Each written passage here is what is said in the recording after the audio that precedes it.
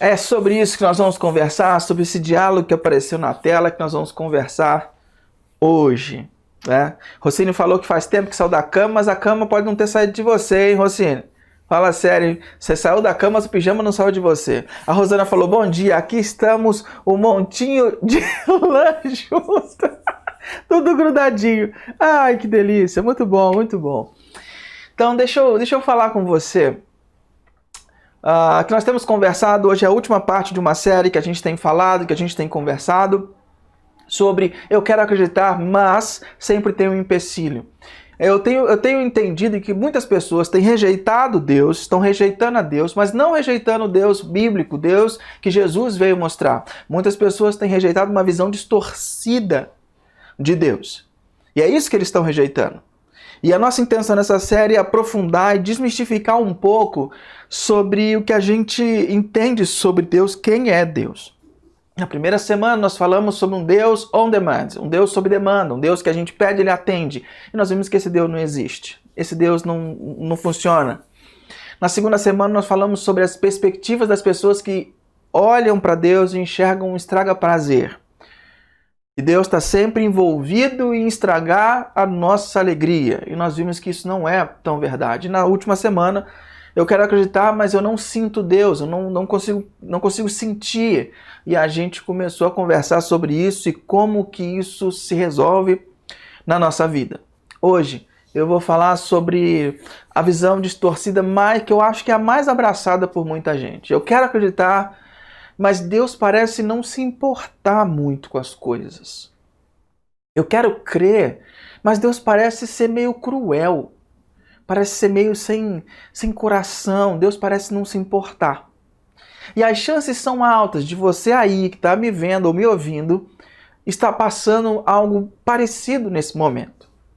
Alguns de nós podem estar vivendo isso, pode estar orando, e não houve resposta, pode estar tentando acreditar, mas depois de ver tantas coisas acontecendo, não conseguem prosseguir, não conseguem manter a sua fé.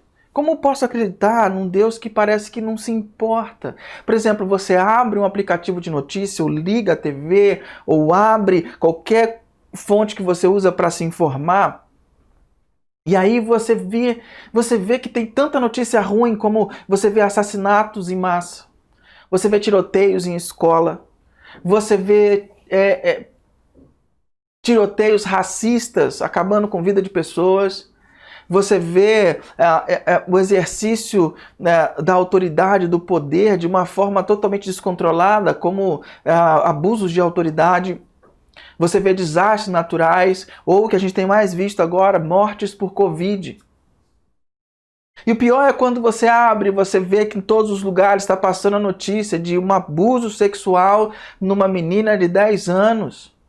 E aí depois essa menina engravida ainda tem que abortar. Ainda tem não, né? Eles decidem abortar. E aí você fica entre a cruz e a caldeirinha, entre a cruz e a espada, e a menina de 10 anos, mas e o aborto? Como é que funciona? E aí você começa a refletir sobre as coisas do mais meandro que está aqui dentro do seu coração. E aí você começa a refletir, mas é certo, não é certo? É a menina de 10 anos, como é que ela vai criar um filho? Mas aí você fala, mas o aborto não é uma coisa saudável, não é uma coisa legal, é um assassinato, mas até quando que a vida acontece? E você começa a ver as ideias de filósofos, de muitas pessoas, e no fundo você fala assim, cara, mas por que uma coisa dessa foi acontecer? Por que uma coisa dessa foi acontecer? Por que Deus deixou isso acontecer com a menina de 10 anos? E assim a gente começa a pensar em muitas coisas difíceis. Abusos físicos, emocionais. Por quê? Por que Deus permite isso acontecer? Por que Ele não faz nada? Parece que Deus não se importa, parece que Deus é sem coração. Você já se sentiu assim?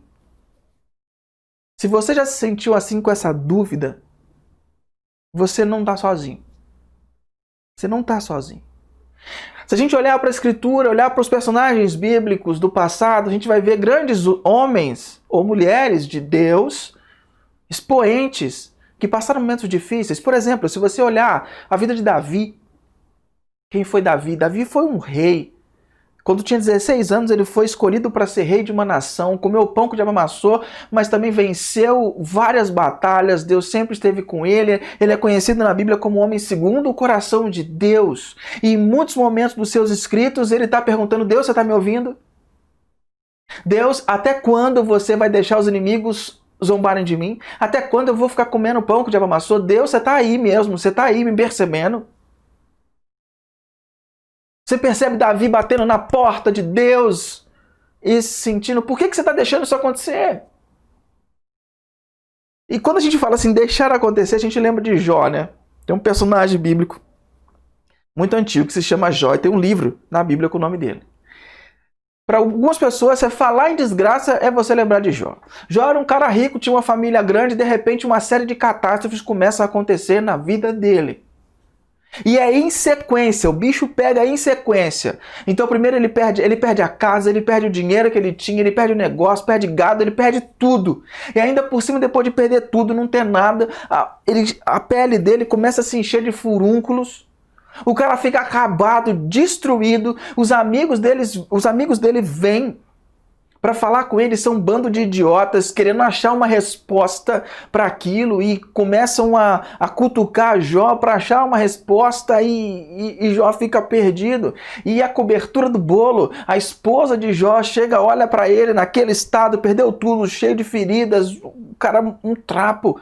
A esposa chega para ele e fala assim: Jó, amaldiçoa Deus e morre.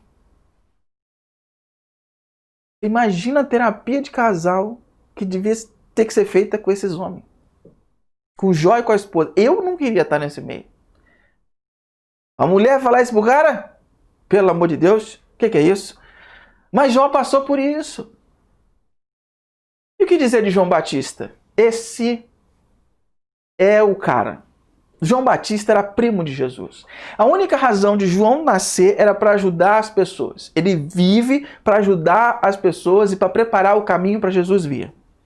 João Batista era o primo de Jesus, nasceu um pouquinho antes de Jesus, e ele virou um profeta, e a função dele era preparar o caminho para Jesus. João era humilde, João não era nada soberbo. João, quando as pessoas vinham até ele, falavam assim: não sou eu. Eu não sou o cara, eu estou falando para aquele que virá. Não me siga. Aquele lá é o Cordeiro de Deus que tira o pecado do mundo. Aquele lá é Jesus, é aquele que você tem que seguir.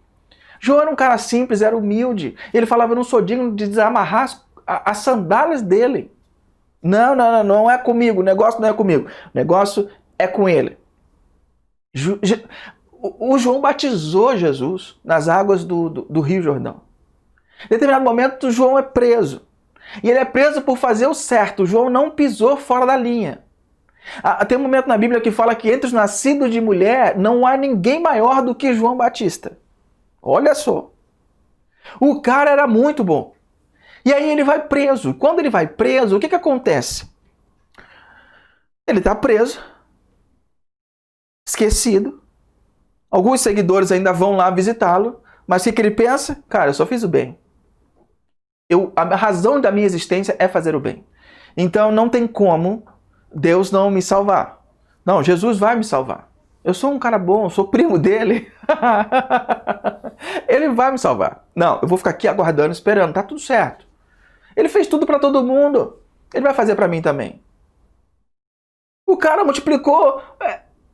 Ele fez da água vinho para uma festa de casamento. Ele não vai vir me salvar? Não, vai me salvar sim. Então eu não estou preocupado, vou ficar tranquilo. Então João ficou lá tranquilo, não preocupado. O tempo vai passando, João vai começando aquela angústia subir do coração dele. E de não preocupado, ele começa a ficar ansioso e ele chama algumas pessoas, dos seus discípulos, e fala assim: vai lá perguntar para ele, só para tirar uma dúvida. Pergunta se ele é o cara que havia ou se a gente tem que esperar outro. A dúvida pintou na cabeça. Ora, se ele fez milagre para estranho, você acha que ele não vai fazer para mim? Não é possível. Não vai fazer para João Batista? Não é possível. Não é possível. O tempo vai passando, João vai ficando com uma angústia. O que João esperava? João esperava que Jesus entrasse naquele lugar, soltando raios para tudo quanto é lado, dizendo: quem ousa pôr a mão no meu primo? E entrando, abrindo as portas das prisões e falando: João, vem comigo. E uma nuvem se formando sobre João, e raios trovoando, e João sendo empoderado, uma luz brilhando em volta dele, e João saindo andando com o peito estufado. E olhando pro guarda e dizendo: é Corinthians, mano. Isso não aconteceu. Isso não aconteceu. Se eu estivesse falando lá no Rio, eu ia falar: aqui é Flamengo, né? Isso aqui é Flamengo. Mas como estou em São Paulo, Corinthians, né? Então, vamos lá. Isso não aconteceu. João não perdeu apenas o emprego. João perdeu a cabeça. Jesus tinha poder para ir lá e resgatar João, não tinha? E é nessas horas que a gente pergunta: aonde está Deus? Querido, se eu falar uma coisa para você, se você esteve num lugar onde você queria acreditar, mas não parecia que Deus se importava, você não é o único. Muitas pessoas passavam por isso. E eu não vou poder responder todas as suas questões ou indagações em 30 minutos. Eu não tenho respostas para isso. Ser pastor é se sentir impotente. E eu me sinto impotente muitas vezes, que vejo meus amigos, meus irmãos sofrendo, sem poder dar uma resposta, uma solução. A única coisa que eu posso fazer às vezes é pôr a mão no ombro e chorar junto. Mas nesses próximos minutos, o que eu vou fazer é apontar para aquele que um dia irá responder todas as suas perguntas.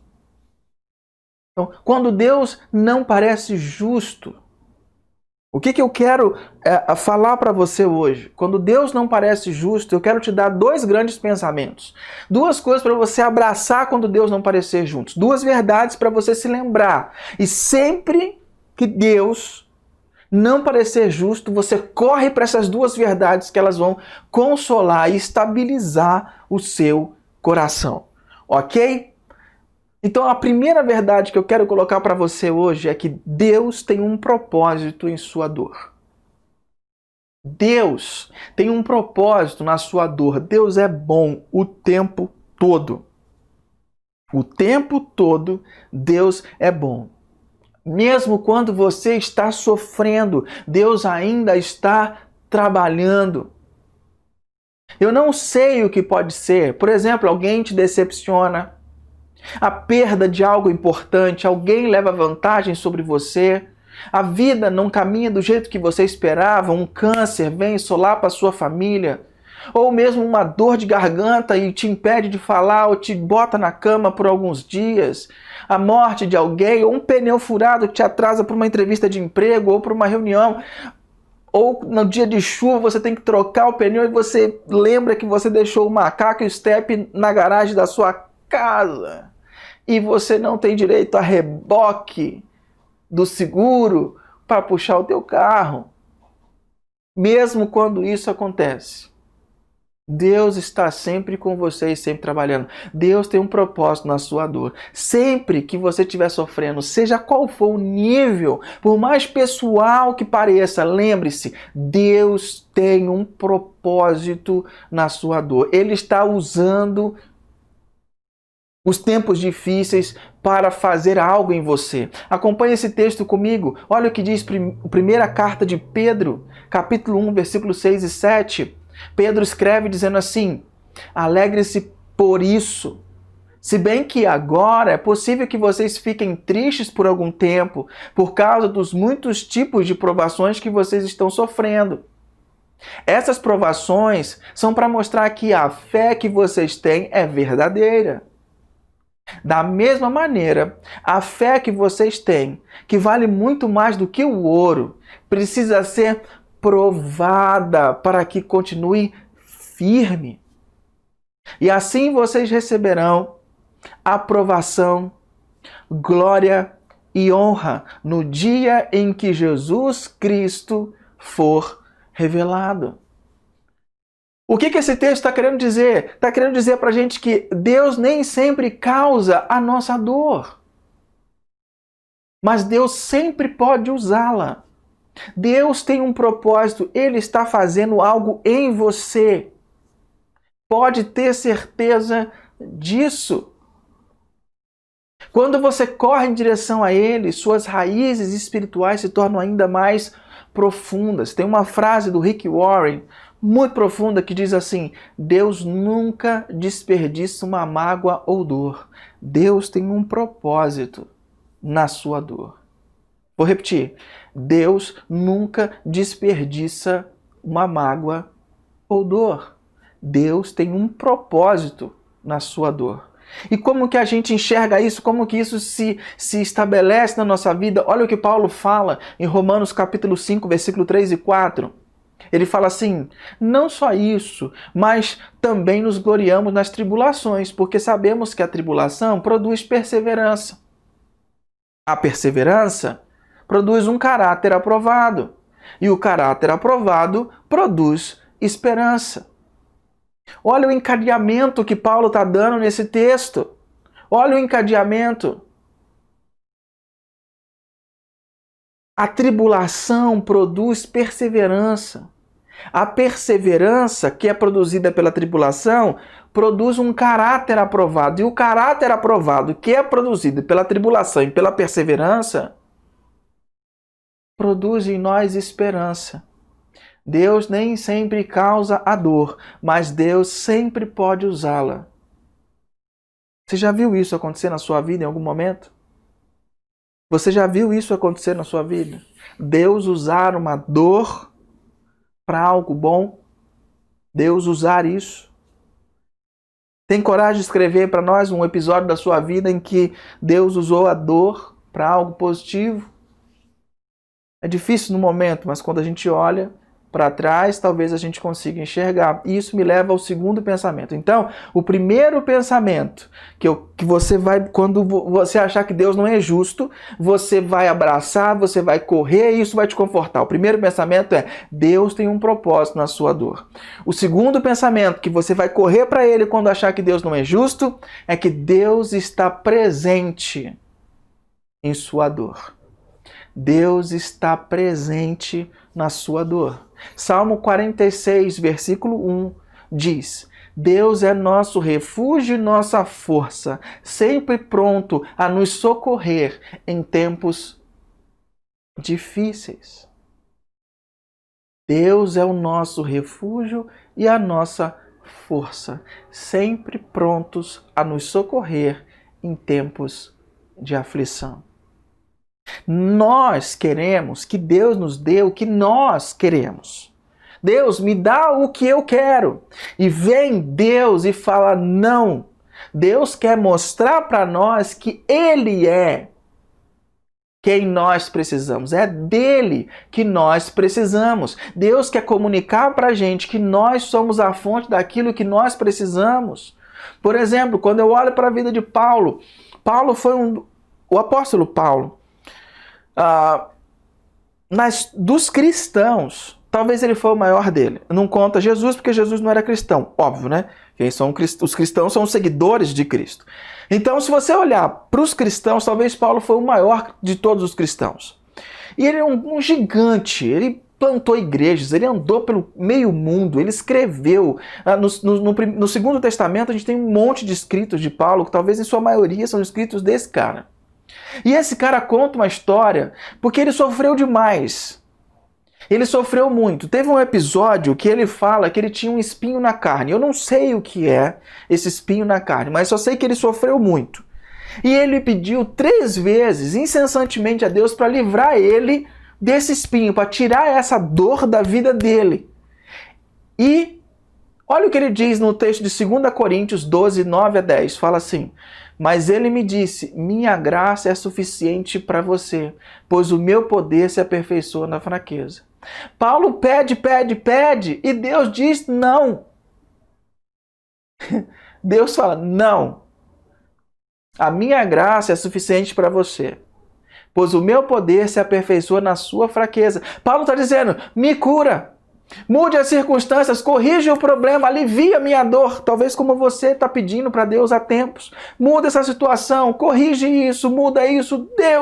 Deus vem e fala, não, a minha graça é o suficiente para você. E o que é essa graça? É apenas perdão de pecado? Não, é esse derramar de Deus, é essa dependência que Deus quer provocar de nós para com Ele. Isso é o que está contido nessa expressão, a graça. Então, a minha graça te basta, eu basto para você. Nós falamos isso. É isso que eu quero, Deus. É disso que eu preciso. Aí Deus vem e fala, não, sou eu que você precisa. É de mim que você precisa. E é muito difícil de explicar isso, querido. Você tem que experimentar isso. É difícil demais a gente explicar. Às vezes a gente conta histórias, mas histórias às vezes são bonitas, mas às vezes são desleais, porque ela nunca vai acontecer com você da mesma maneira. Então você tem que se aprofundar de uma maneira única e experimentar essa graça, experimentar esse não e esse convite de Deus para dizer para você, eu não vou fazer isso por você, porque eu basto. Então venha se deliciar em mim, venha se satisfazer em mim. Então quando você experimenta Ele tirar você do fundo do poço, por exemplo, aqueles dias que você não quer levantar da cama, que você está super estressado, aquele dia que você não aguenta mais, que você não aguenta, simplesmente você não aguenta, você não quer mais caminhar, que você não quer trabalhar, que você não quer fazer nada, você não quer tomar banho, que você está entrando numa profunda depressão, sabe aqueles dias que Ele te levanta e que vem... A Ana Paula Valadão tem uma música que ela conta, a gente canta essa música aqui na igreja, que ela fala, a tua luz acendeu meu coração e eu pude ver em meio à escuridão. Tua bondade, fidelidade, graça e amor me levantaram outra vez, me deram forças. Ela está contando um dia desse, um dia que ela estava na cama, ela não queria atender ninguém, a depressão a assombrava e de repente Deus a visitou e a tirou ela lá de dentro.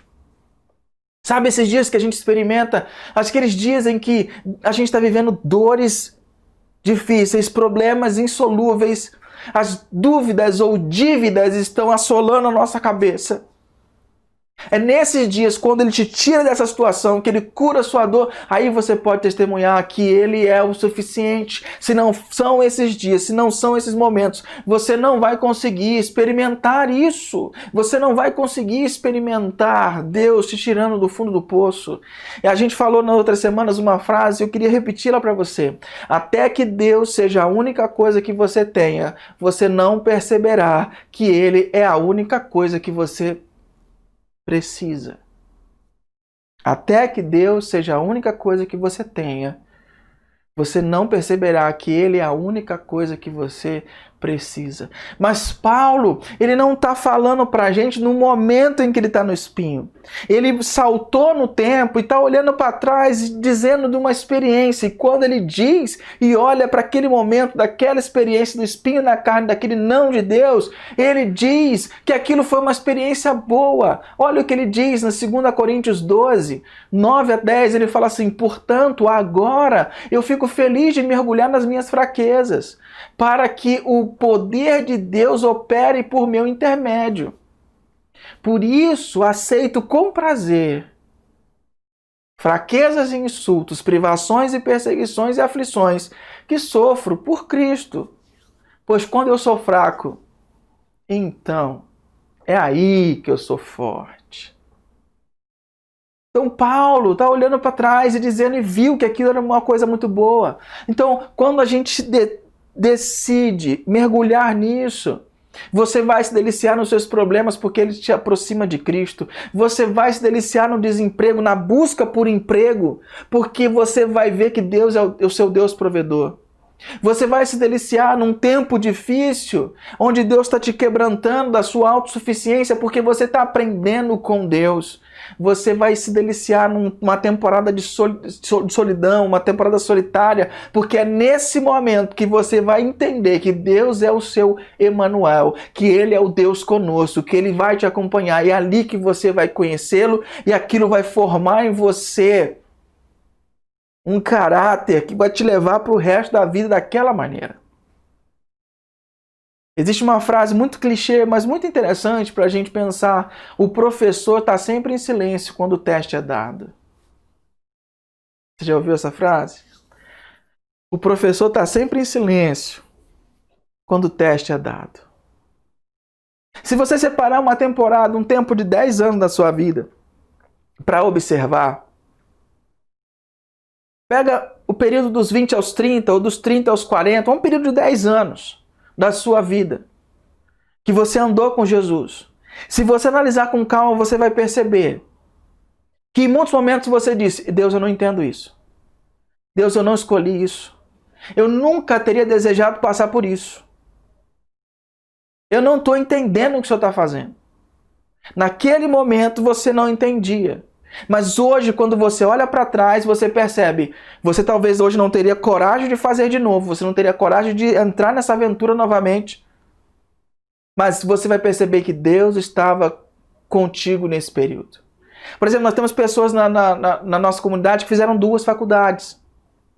E aí, hoje, quando a pessoa olha para trás e fala, Deus me livre e guarde de fazer outra faculdade.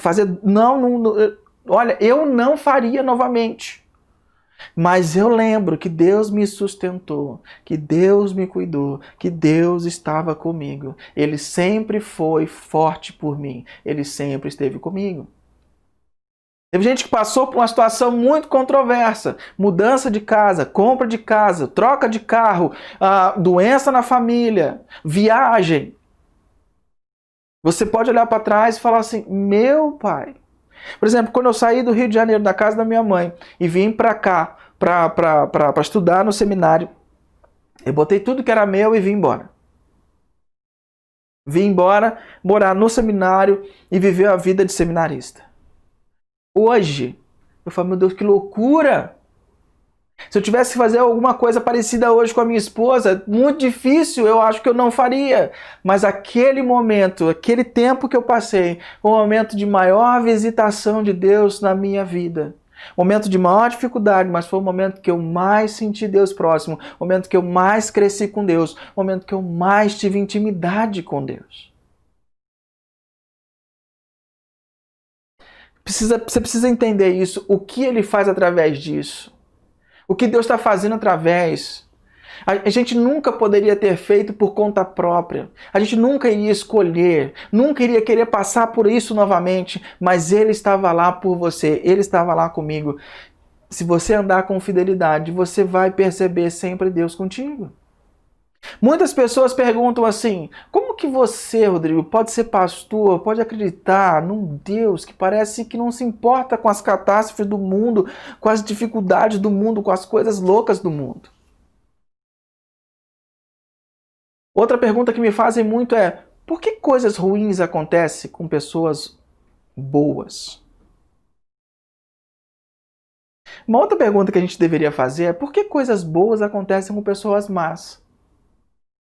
Não é verdade? Eu não sei, presta atenção nisso, eu não sei quanto a você, mas eu não tenho orgulho do que eu vou te dizer, mas eu não sou uma pessoa boa.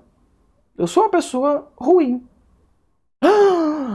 Você é pastor? Sim, eu sou pastor, mas eu não ando certo o tempo todo, eu não sou uma pessoa que vive sem pecado, com uma auréola na cabeça, pronto para ir para o céu. Não, eu erro, eu tenho minhas falhas, eu não faço certo o tempo todo. Na semana passada a gente conversou um pouco falando sobre o fato de todos sermos pecadores, de todos nós errarmos, porque Deus é o suprassumo da perfeição. Então, se alguma coisa de bom já aconteceu com você ou comigo, às vezes você tem que sentar e dizer, bom, por que Deus faz algo bom para pessoas como eu, e sou ruim? Mas nisso a gente não pensa. A gente pensa nas outras pessoas que são más. Mas a gente esquece que a gente também é mau. E coisas boas acontecem com a gente. A sua vida não é boa? Você não tem coisas boas? Você tem bênçãos sobre a sua vida? Você tem saúde, amizade, família? Você tem um carro? Você tem papel higiênico? Você tem privada na sua casa? Você já pensou como é que seria a tua vida sem papel higiênico e sem uma privada? Essa semana eu estava assistindo um documentário sobre do Bill Gates na Netflix e uma das coisas que ele dedicou à vida é saneamento básico nos países, acho que da África, e ele estava tentando desenvolver vaso sanitário. Porque lá eles não têm. Você já parou para pensar que você tem papel higiênico, neve, dupla face na sua casa? Você já parou para pensar que você tem onde recostar a cabeça, você tem onde dormir, você tem pessoas, você tem amigos, mesmo que você não possa se encontrar pessoalmente nesse tempo, você tem para quem ligar, você tem pessoas que estão ao seu redor, a sua vida é boa. Há muitas coisas para agradecer a Deus. Mas só quando você reconhece que Deus faz muitas coisas boas para pessoas que são realmente mais, como eu e você. Você pode dizer, talvez, bem, Deus é justo? Deus é justo? Você acha que Deus é justo? Deixa eu dizer para você. Claro que não. Deus nem sempre é justo. Ele é justo, mas nem sempre ele é justo. E vou te falar uma coisa do fundo do meu coração. Eu estou feliz porque Deus não é justo. Porque se ele fosse sempre justo, eu teria que receber o que os meus pecados merecem. Você teria que receber o que os seus pecados merecem. Mas olha só como é que ele trata a gente. O Salmo 103, versículo 10 e 12, fala assim: o Senhor não nos castiga como merecemos, nem nos paga de acordo com os nossos pecados e maldades. Assim como é grande a distância entre o céu e a terra, assim é grande o seu amor por aqueles que o temem. Quanto o Oriente está longe do Ocidente, assim ele afasta de nós os nossos pecados. Graças a Deus, ele não age sempre com justiça. Então, sempre que você tiver dificuldade com os critérios que Deus usa para fazer uma escolha, não pense a partir das suas perspectivas, mas pense a partir da perspectiva do seu Pai Celestial. Um Pai que ama você, que tem um propósito na sua dor e que está com você quando você está sofrendo. Porque quando você se machuca, Deus sente com você. Há momentos em que Ele quer te dizer, mas você não consegue entender. Eu vou fazer algo através disso, meu filho, minha filha. Há uma razão para isso. Se aquiete, se acalme. Eu estou trabalhando, eu estou fazendo alguma coisa. Eu ainda estou aqui, mas o nosso coração palpita e a gente não entende. A gente não consegue se aquietar para entender que Deus ainda continua no controle, no meio da nossa dor, do nosso sofrimento. Querido, Deus sente a nossa dor junto com a gente. Como você que é mãe, já talvez tenha tido essa experiência de ter que segurar seu filhinho ou sua filhinha para tomar uma vacina. Certa vez eu estava no posto médico e eu vi um pai e a mãe novinhos com uma criança e o pai não conseguiu entrar para ver a filhinha bebê tomar vacina. A mãe teve que ir sozinha porque ele ficou branco, ele não conseguia. E a mãe tinha que segurar a criança, e a criança berrando para tomar a vacina, porque a mãe sabia que aquele sofrimento era para produzir algo bom. Você que é mãe, você já passou por isso. Você sabe do que eu estou falando. Alguém que já teve que limpar uma ferida. Eu lembro uma vez que a Rafaela fez uma cirurgia, e a Regiane tinha que limpar a ferida. A Regiane, como não lida bem com ferimento, a Regiane quase surtou, mas ela teve que limpar a ferida. E limpar feridas doem.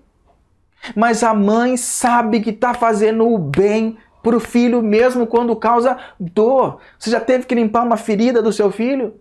Um machucado que ralou tudo que você tem que passar, aquele algodão com água oxigenada, e passar e limpar com água lavada, às vezes com sabão, e o filho chorando pra caramba. Mas você sabe que se não fizer aquilo, algo pior pode acontecer. Às vezes, a gente tem que fazer o que uma mãe nossa, um pai nosso não gosta. Quando nossos pais já vão ficando velhinhos, a gente tem que privá-los de alguma coisa. Privá-los agora na pandemia de sair de casa, proibir. Às vezes a glicemia está alta, proibir de comer chocolate, proibir de comer o que eles gostam. E aí a gente vê nossos pais inquietos, chateados, tristes, porque a gente está proibindo. Mas a gente sabe que aquilo é para um bem maior. Eu vi uma história, eu vou tentar te contar, mas ela me chocou, foi muito forte para mim. Um pai, eles estavam num piquenique onde tinha uma tirolesa e tal, tipo aqueles parques que você tem aqui perto, em Socorro, onde são parques de florestas e tal. Eles estavam lá, a família toda, tal. De repente tinha uma tirolesa que todo mundo andava, e a filhinha deles, pequenininha, desse casal, foi andar na tirolesa, todo mundo andando feliz, e o pai olhou ela lá, toda feliz que ia na tirolesa, os pais felizes, conversando, quando de repente eles escutam um estalo. Todo mundo que estava na parte parou para olhar quando viram a filhinha daquele casal tinha batido de cara numa árvore e tinha caído no chão toda ensanguentada. A mãe dessa menina não conseguia, ficou entrando em estado de choque, ela não conseguia se mover, então o pai teve que pegar, colocou a menina desmaiada no banco de trás, e desesperado, dirigiu para o hospital, a menina com a cara rachada, com a cara aberta, sangrando. Chegou no pronto-socorro, o enfermeiro que foi atender falou: o que aconteceu? Eu falei assim: eu não sei te dizer, é minha filha, ela caiu, se machucou. Eu falei: qual é o seu nome? Não lembro, desculpa, não lembro. Qual é o nome dela? O nome dela é Joy. Qual é o sobrenome dela? Eu não lembro o sobrenome dela, mas eu juro pra você, eu sou o pai dela, mas eu não lembro o sobrenome dela. E ele, desesperado, pegou aquela menina. O médico veio e falou assim: a gente tem que suturar ela agora, senão ela vai perder mais sangue e ela pode morrer. Você tem que segurá-la para mim, não dá tempo de dar anestesia. Aquele pai deitou a filha no chão do hospital. E teve que colocar os seus 2 joelhos nos bracinhos da filha. E segurar o rosto dela com força. Para ela não se mexer enquanto o médico costurava o rosto dela. Fechar por dentro para depois dar os pontos por fora. E ele diz que a filha dele falou: não, papai, eu quero sair, eu quero brincar, eu quero sair, eu quero brincar. Por favor, papai, me solta. E a agulha entrando na carne daquela menina, costurando. E as lágrimas desse pai descendo no rosto. Mas ele não podia soltar. Por quê? Porque ele sabia que ele estava fazendo o melhor para sua filha. Ele sabia que estava fazendo o melhor por ela.